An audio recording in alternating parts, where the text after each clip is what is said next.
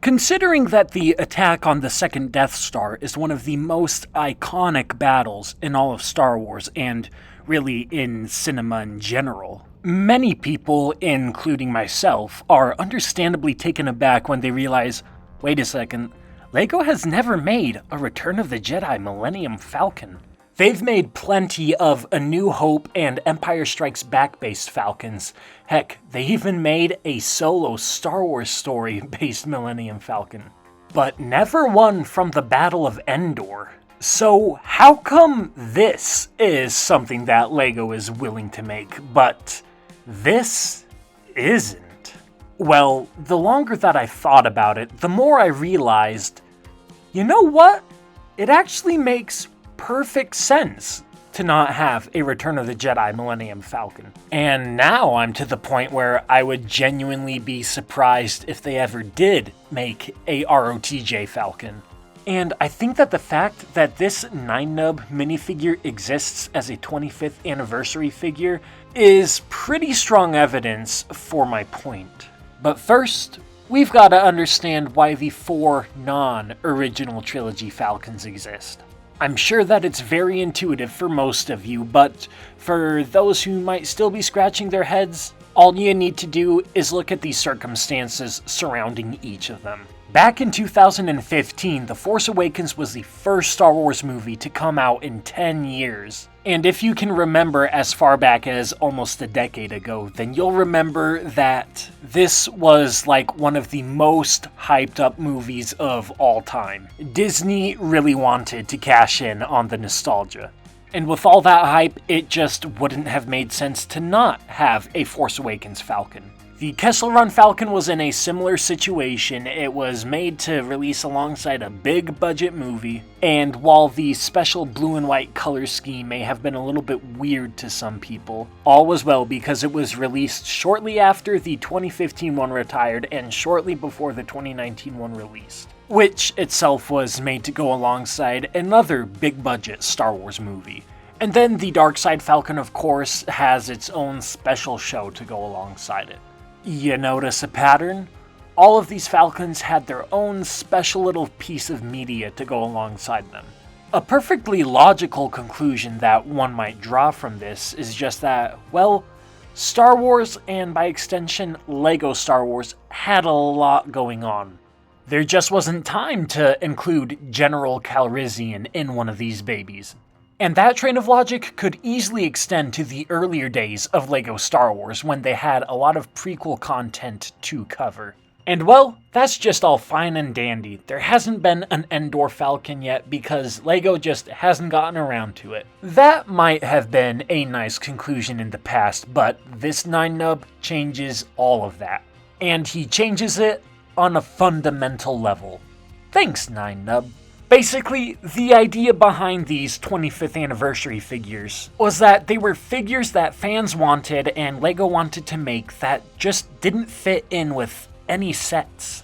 You know, like, what set are you gonna include Saw Gerrera in? He appears a lot in Star Wars, but it's always briefly and sporadically. You can't really pin him down to a cut and dry set. And same with the young Leia minifigure. Not only is the Kenobi show not very memorable, but from what I do remember of it, we've already made every good set that can be made out of the show, and then also some other ones. And that is why these guys exist in the form that they do, because there just wasn't another good set to put them in. But this gorgeous face? He has a pretty cut and dry set that he would be associated with. The fact that they included Nien Numb as a 25th anniversary figure signals that they have no intention of ever making a Return of the Jedi Millennium Falcon, much like how the Cal Kestis figure suggests that they have no intention of ever making a Mantis. So, a Return of the Jedi Falcon doesn't exist because they just haven't gotten around to it. It doesn't exist because they will never get around to it because they don't intend on making one. So why on earth would they just straight up not want to do this? Well, imagine this scenario. Let's say that next year, 2 years from now, it doesn't really matter, we get rumors of a General Grievous's starfighter. Of course, people are all excited to see their favorite Kalish cyborg return in LEGO form. But at the moment, the only confirmed minifigure is a Obi-Wan Kenobi. No worries though, right? It's General Grievous' starfighter is gonna come with General Grievous. A couple of months go by and we get confirmation of 2 more figures.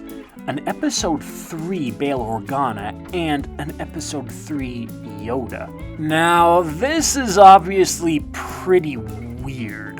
Yoda is a stretch, but you can at least still kinda see it, but Bail Organa? Like, where did he come from? And then we realize that it is based off of this scene when Obi-Wan steals the Soulless One to board the Tantive 3. And that it will not come with a General Grievous. You know, this won't make it a bad set necessarily, but it's just a really weird choice. How can you have the Soulless One without General Grievous? It's outrageous, it's unfair. The ship is just inexplicably attached to General Grievous. You know, it's the same reason why you're not really gonna want a Hondo Ohnaka's Slave One. Actually, I take that back, I would really like that, but I'm trying to make a point here. That point being that Slave One is inexplicably tied to Boba Fett, the Razor Crest is tied to Din Djarin, the Ghost is tied to Hera, and the Millennium Falcon is tied to Han Solo. You certainly can have a Millennium Falcon that doesn't have a minifigure who looks like Harrison Ford, just like you could have a Slave One without any kind of New Zealanders. But it just wouldn't feel quite right.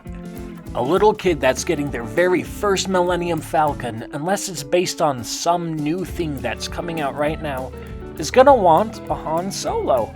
It's interesting to note that 2 of those non-original trilogy Millennium Falcons still did come with Han Solo, and the other 2 are available at a time when there is still a UCS Falcon with 2 Han Solos. Now, obviously, the Soulless One without General Grievous and a Razor Crest without Din Djarin are far more extreme examples than the Millennium Falcon without Han Solo. We've seen that a Han Solo starship without Han Solo can still do well under the right circumstances. But more often than not, circumstances do call for a Han Solo. And as the Nien Numb seems to suggest, those will be the circumstances that we find ourselves in for a long time to come. And well, if you made it here to the end of the video, I'm guessing that means that you enjoyed it. So you should like the video and subscribe and insert cliche YouTube thing here and insert cliche YouTube thing here.